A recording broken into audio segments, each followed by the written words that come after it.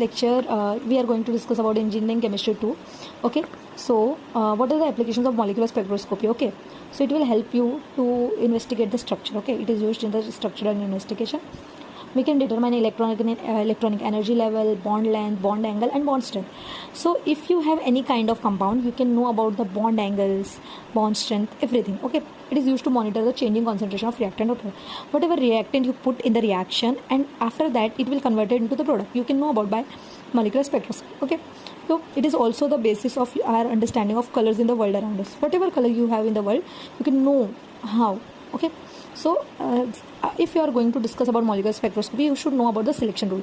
This is the most important thing which people should know, that is selection rule. What is meant by selection rule?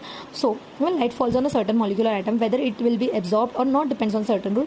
These rules are called selection rules. Okay, if I put this is my molecule, okay, whatever light it will go and absorb. So absorb और not depend on certain rules. Okay, absorb हुआ या नहीं हुआ वो depend करता है कुछ certain rules पे. So a photon of light is absorb by electron.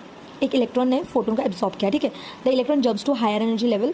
जैसे ही मैंने फॉर एग्जांपल यहाँ पे एनर्जी इसने एब्जॉर्ब की, ये हाई लेवल पर जंप करेगा. ठीक है, जैसे ही जंप करेगा वैसे वापस ये किस में आ जाएगा. जैसे कि अगर ये ऊपर हवा में है तो बेसिक बात है इसको वापस नीचे जाना ही है. सो एनर्जी लूज करेगा, वापस से नीचे आएगा. If the electron move from lower to higher energy level और higher to lower energy level after absorbing और emitting certain amount of energy, the transition that occur are called allowed transition.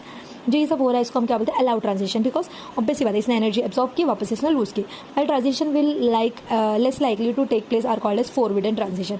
इस चीज़ को हम लोग क्या बोलते हैं, फोरबिडन ट्रांजिशन. अगर जो ट्रांजिशन है while transition which are less likely to takes place, अगर लग ही नहीं रहा है ट्रांजिशन होगा लेस लाइकली, तो उसको हम लोग क्या बोलते हैं, forbidden. So probability of the allowed transition can be determined by selection. तो दो टाइप के होते हैं. पहला होता है Laporte selection rule. This rule says that the change in the orbital quantum number during transition is either +1 और -1. या तो +1 होना चाहिए वैल्यू या तो -1 होना चाहिए ट्रांजिशन के दौरान.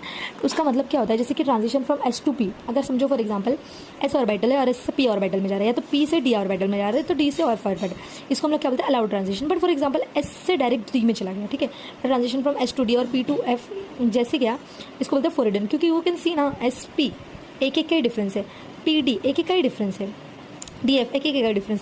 बट यहाँ पे देखो डायरेक्ट दो का डिफरेंस है ना. So this is called forbidden. Okay, now the spin selection rule.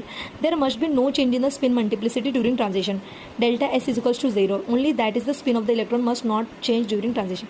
मतलब चेंज नहीं होना चाहिए. जैसे कि सिंगलेट से सिंगलेट में जाना चाहिए तो ट्रिपलेट से ट्रिपलेट में जाना चाहिए, तो उसको अलाउड ट्रांजिशन बोलते हैं. बट इफ ये सिंगलेट से ट्रिपलेट में चला गया तो ट्रिपलेट से सिंगलेट में चला गया तो उसको हम क्या बोलेंगे, transition, forbidden transition. Thank you for watching.